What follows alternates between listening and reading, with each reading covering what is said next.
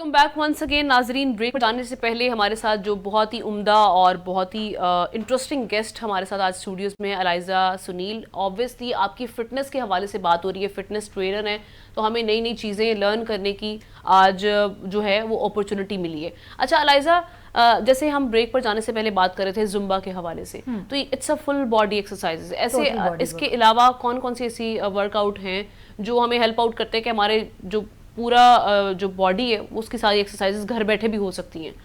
घर बैठे देखिए, घर बैठे तो आप सब कुछ कर सकते हो, फुल बॉडी एक्सरसाइज। लेकिन अभी जो आपने जुम्बा का मुझसे जिक्र किया, जैसे जुम्बा घर पे बैठ के खवातीनें लगाकर सामने टीवी के ऊपर कर सकती हैं। अब जैसे एक और सर्टिफिकेशन मैंने की हुई है पाउंड वर्कआउट। बेसिकली पाकिस्तान में वो वर्कआउट इंट्रोड्यूस करने वाली मैं ही हूँ। मैंने पाकिस्तान में जबरदस्त मैंने ही इंट्रोड्यूस किया था, बिकॉज मैंने जो है ना वो वीडियोस देखी थी फॉरेनर्स को करते हुए। वो स्टिक्स के साथ होता है, वो भी बीट के ऊपर ही होता है, लेकिन वो जैसे it's a kind of drum sticks, सही फन लविंग। हाँ, ये उसमें तो बहुत मजा आता है। उसपे आपने वो स्टिक्स को फ्लोर पे मारना होता है और उसमें आपके आर्म्स भी यूज हो रहे हैं, आपके लेग्स भी। आप नॉर्मली स्क्वाट करते हो तो आप 15-20 स्क्वाट्स करते हो, उसके बाद आप थक जाते हो। एक सॉन्ग 3 या 4 मिनट के सॉन्ग में आप तकरीबन 80 या 100 स्क्वाट्स कर लेते हो। अच्छा। और उसपे आपको पता भी नहीं चलता, क्यों? बिकॉज आप बीट के ऊपर कर रहे हो तो आपको मजा आ रहा होता है। हाँ। तो ये इस तरह जो है वो पाउंड वर्कआउट है, ये भी कर सकते हैं। और जैसे टबाटा वर्कआउट है, टबाटा भी कर सकते हैं, और भी बहुत सारे वर्कआउट्स है कर सकते हैं। घर पे बैठ के आप सामने लगाएं और उसके बाद आप वर्कआउट करें। That's great.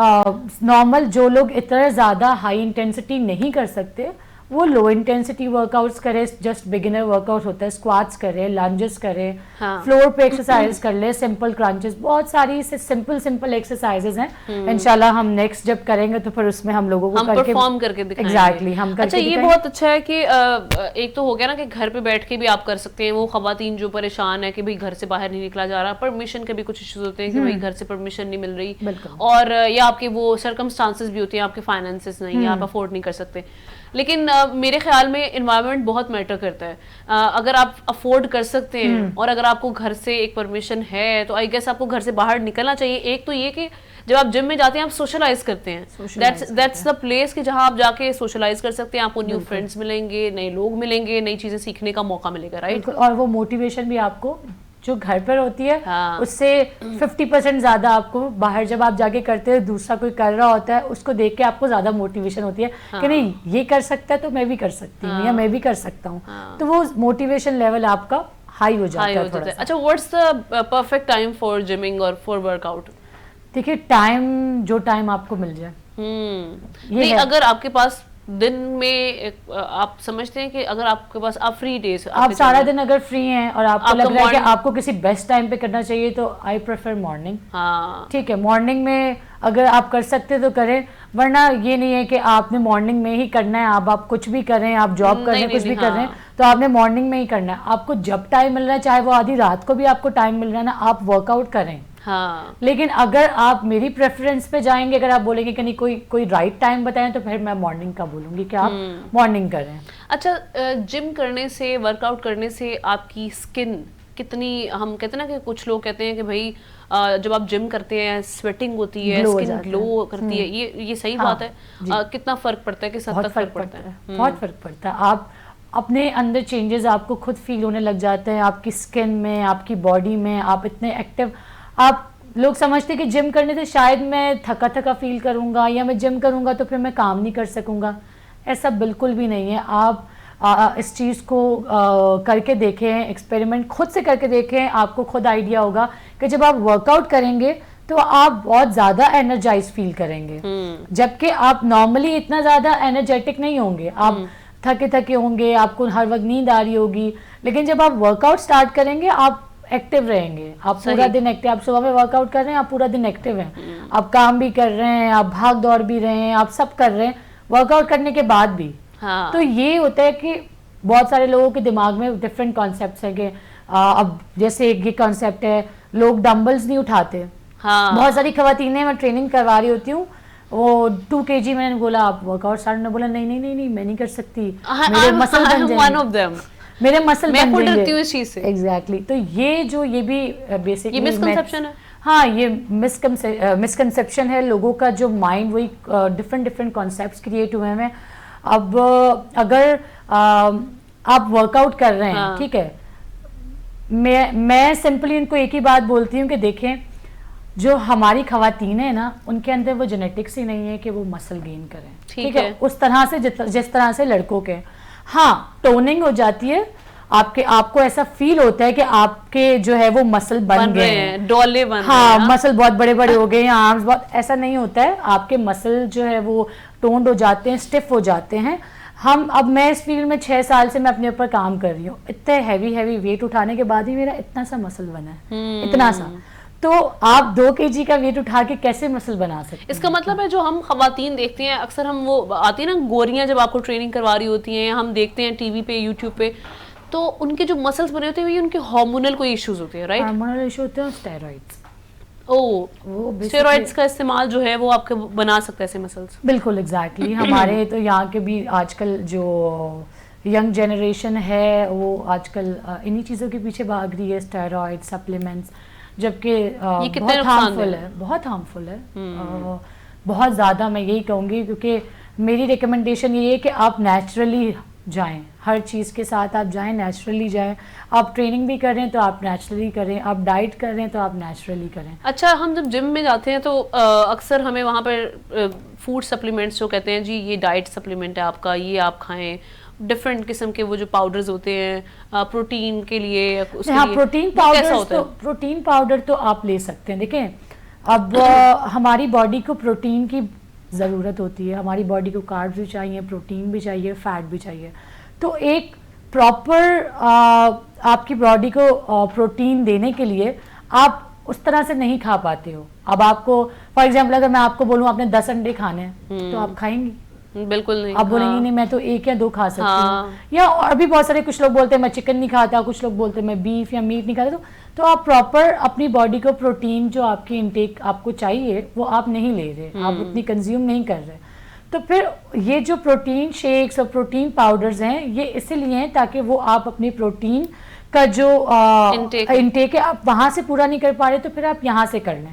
सप्लीमेंट से आप मल्टीविटामिन ले सकते हैं, आप प्रोटीन पाउडर्स, लेकिन जो ये फैट बर्नर्स और ये सप्लीमेंट्स है वो हार्मफुल है। वो आप कोशिश करें कि आप इन चीज़ों से जितना दूर रहें उतना अच्छा है। ठीक है। अच्छा, जिम में जब हम जाते हैं तो ट्रेनर्स ये भी कहते हैं ना कि हम आपको एक डाइट चार्ट दे देते हैं, उसको फॉलो करना कितना ज़रूरी होता है? क्योंकि लोग नहीं अक्सर फॉलो करते, वो अपनी मर्जी से ही चीज़ों को देख लेते हैं, जी यहाँ पे कम खा लिया तो यहाँ ज़्यादा खा लिया, ये कर लिया वो कर लिया।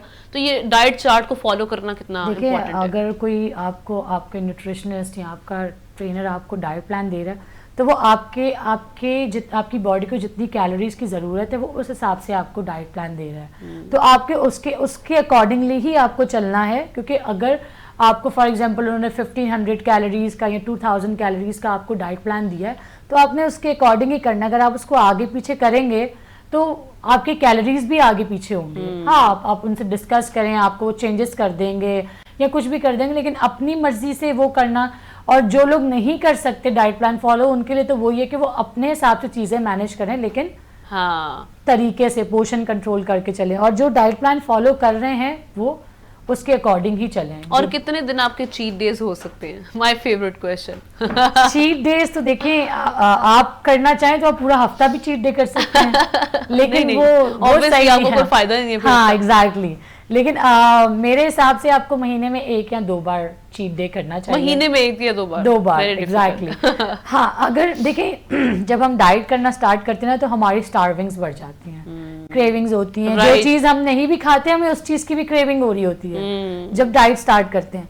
तो उसका तरीकेकार यही है कि आपको किसी चीज़ की क्रेविंग हो रही है, उस चीज़ को खा लें, लेकिन बिल्कुल थोड़ा सा, ताकि वो आपके जो टेस्ट बर्ड्स है ना, वो उनको जो है ना सेटिस्फाई हो जाए। एग्जैक्टली। तो आपको फिर फील ना हो कि नहीं मुझे इतना खाना चाहिए या इतना। अब कुछ लोग बोलते हैं अच्छा अगर हमने खाया तो फिर हम खाते ही रहेंगे। तो फिर वो मत खाएं। उनके लिए ये कि वो खुद से घर पे, अब तो प्रोटीन बार्स आ गए हैं, आप प्रोटीन बार्स, मीठे खाने का दिल कर रहा है तो प्रोटीन बार्स खा लें। आप योगर्ट खुद घर पे आजकल डेजर्ट्स बना सकते हो आप डाइट डाइट डेजर्ट्स बना सकते हो तो आप वो करें। हाँ, अच्छा एक चीज और मैं जानना चाहूंगी, आप मर्दों को भी ट्रेनिंग दे रही हैं या जी, नहीं? तो कैसा एक्सपीरियंस आपका ये, क्योंकि एक अजीब सा वो तासुर भी पाया जाता है कि भाई एक लड़की जो है वो मर्दों को ट्रेनिंग दे रही है, एक वो जो तासुब होता है ना कि हाँ मर्द हमेशा ऊपर है, फौकियत उसको हासिल है, और वो समझते हैं कि जी मेल जो ट्रेनिंग दे सकते हैं वो एक फीमेल नहीं दे सकती। नहीं, मैंने इस चीज़ को काफ़ी फेस किया जब मैं जिम में थी, तो मैंने ये चीज़ काफ़ी फेस की जब मुझे कोई ट्रेनिंग के लिए मेरे पास मेल्स आते थे, तो कुछ जो छोटे यंगस्टर्स हैं हमारे, तो अब उनको तो नहीं पता कि मैं कैसी ट्रेनिंग करवाती हूँ, क्या करवाती हूँ। अच्छा, अब वो जो दूसरे ट्रेनर्स को देख रहे हैं ना, जिनके ये बड़े बड़े बाइसेप्स और वो बने आप अट्रैक्ट हो गए। हाँ, उनसे अट्रैक्ट होते थे, वो बोलते थे मेरे साथ ट्रेनिंग कर रहे होते थे, लेकिन उनको ये होता था कि नहीं हम उनसे ट्रेनिंग करें, हम उनसे करेंगे तो हम उन जैसे बन जाएंगे। ऐसा नहीं है, आप ट्रेनर अच्छा होना चाहिए, वो आपको उन जैसा बना सकता है, बिल्कुल ऑब्वियसली बात है, लेकिन वो आप पे डिपेंड करता है कि आप बनना चाहते हैं या नहीं बनना चाहते। Because you know the techniques ना, अब अपना वैसा तो अब लेकर नहीं आ सकती फिगर जो मर्दों वाला है। नहीं, एग्जैक्टली। हाँ। तो अब लोगों को जो है ना यही होता है कि नहीं, हाँ। फिर वो बोलते हैं कि नहीं हम उनसे ट्रेनिंग ले लें, तो अब मैं उनका जो है वो कॉन्सेप्ट तो नहीं चेंज कर सकती या माइंड तो नहीं चेंज कर सकती कि नहीं आप मुझसे ही ट्रेनिंग ले। उनको लग रहा है, उनको उनसे सेटिस्फेक्शन मिल रही है, उनको देख के सेटिस्फेक्शन मिल रही है, तो ठीक है, कोई प्रॉब्लम नहीं, आप उनसे कर लें। लेकिन मैंने बूट कैम्प करवाया है 6 साल, उसमें मेरे पास 40-50 क्लाइंट एट अ टाइम होते थे जिनको मैं ट्रेनिंग करवा रही होती थी। तो उसमें जो है वो ज़्यादातर जो है वो आदमी ही होते थे, बट उसमें ऐसा कभी भी नहीं हुआ वो ट्रेनिंग कर रहे होते थे। तो कुछ ऐसे हैं जिनको है प्रॉब्लम होती है, बट अच्छा, ज्यादातर अभी obviously you build your trust, अब विद टाइम आपका ट्रस्ट जो है वो बिल्ड हो जाता है। अच्छा, ये बताएं कि प्रेग्नेंट जो वुमन है उसके लिए एक वर्कआउट रूटीन रखना कितना इम्पोर्टेंट है? क्योंकि हमारे यहाँ ये बहुत ज्यादा एक मिसकंसेप्शन है कि जी आप बस आराम करें, आप अब आराम पे हैं। तो ये ऐसा है वाकई, क्योंकि हम वेस्ट में देखते हैं, जब वेस्टर्न कंट्रीज जो हैं वहाँ पे खवातीन प्रॉपर जो कभी उनको आप देखें, कभी वो योगा कर रही हैं, वो डिफरेंट किस्म की ट्रेनिंग्स करती हुई दिखाई देती हैं। इवन दो योगा तो चले एक बैठ के हो रहा है, वो प्रॉपर वेट ट्रेनिंग कर रही होती है, वेट ट्रेनिंग भी करती हैं प्रेगनेंसी में। लेकिन हमारे यहाँ के लोगों का ये होता है कि हम ज्यादा चल नहीं सकते, या हम ज्यादा स्टेज नहीं चल सकते, चढ़ सकते ना उतर सकते हैं। प्रॉब्लम क्योंकि ज्यादातर ये जो आपकी मदर इन लॉज होती हैं वो ही बोलती हैं, ऑब्वियसली बात है, क्योंकि वो पुराने ख्यालातों की हैं, उनको नहीं पता। अब हम जिस दौर में हैं, ये हम बहुत आगे आ चुके हैं यहाँ पर, अब पहले में और अब में बहुत डिफरेंस है। तो अगर आप ये सोच के बैठे रहेंगे कि नहीं हमें हमारी अम्मी ने या हमें हमारी मदर इन लॉ ने, उनके कंसेप्शंस भी चेंज करना हमारा ही काम है ना। आप ऐसा उनको करके तो दिखाओ, एक दफा एक्सपीरियंस होगा, जब वो खुद देखेंगे कि आपका जो बच्चा है वो भी तंदुरुस्त और आपकी जो बॉडी शेप है वो डी शेप नहीं हुई। बिल्कुल, प्रेगनेंसी के बाद जब डिलीवरी हो जाती है उसके बाद आपको प्रॉब्लम्स नहीं हुए, राइट? बिल्कुल।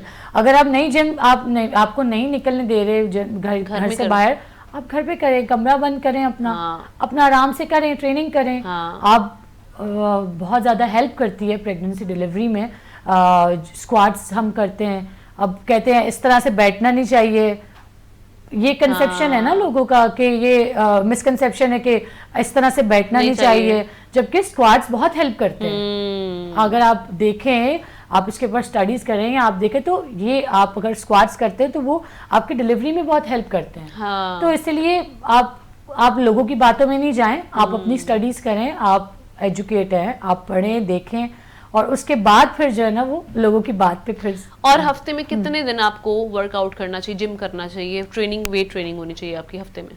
देखें, ट्रेनिंग जो है वो मैं कह रही हूँ 3 दिन का गैप तो आपकी ट्रेनिंग में आना नहीं चाहिए। हाँ, आप 3 डेज, मिनिमम 3 डेज आप ट्रेनिंग कर सकते हैं, मैक्स आप 5 डेज करें। बॉडी को रेस्ट की भी ज़रूरत होती है, 6 डेज भी कर सकते हैं, लेकिन आपकी बॉडी को वीक में 1 या 2 दिन की आपने रेस्टिंग मोड पर लेकर जाना है। तो ये नहीं कि आप अगर वर्कआउट कर रहे हैं, हमने देखा people around us are really freak, कुछ जिम के होते हैं जो 6-7 दिन आ रहे हैं। बिल्कुल, लेकिन हमारी बॉडी को भी रेस्ट की ज़रूरत होती है, हमारी मसल को रिकवरी की ज़रूरत होती है।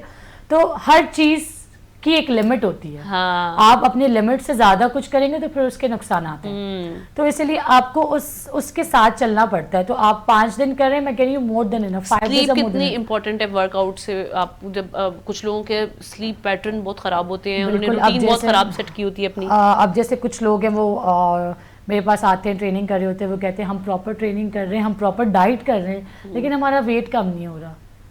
वो परेशान होते हैं इस चीज से, लेकिन वो क्यों नहीं कम हो रहा होता? क्योंकि वो 3 घंटे 4 घंटे सो रहे होते हैं, रात भर जागने की रूटीन, स्लीप पैटर्न सही नहीं होता, या वो देर से सो रहे होते हैं, मतलब उनका ये प्रॉब्लम होती है। तो वो इस चीज को फोकस नहीं कर रहे होते कि ये प्रॉब्लम हो सकती है। तो आपकी जो स्लीप साइकिल है वो एटलीस्ट 7 to 8 आवर्स क्या होना चाहिए आपका स्लीप पैटर्न। उसके बाद आपके बॉडी रिकवर कर सकेगी, प्रॉपर परफॉर्म कर सकेगी। आप डाइट कर रहे हैं तो वो डाइट में भी आपकी हेल्प करेगी, आप ट्रेनिंग कर रहे हैं तो उसमें भी आपकी हेल्प करेगी। तो स्लीप आपकी बहुत ज़रूरी है। आपको प्रॉपर वे में सोना, कितने बजे सोना है, कितने बजे उठना है, कितने घंटे सोना है, दैट रियली इम्पोर्टेंट। भाई ये सारी छोटी छोटी चीज़ें होती हैं, ये बहुत इंपॉर्टेंट होती हैं, जिनको हम बिल्कुल इग्नोर करके हम सोचते हैं भाई हमने वर्कआउट कर लिए, ये इनफ है, और खा पी लें और सोएं अपनी मर्जी से। तो ये मामला ऐसे नहीं चलेंगे।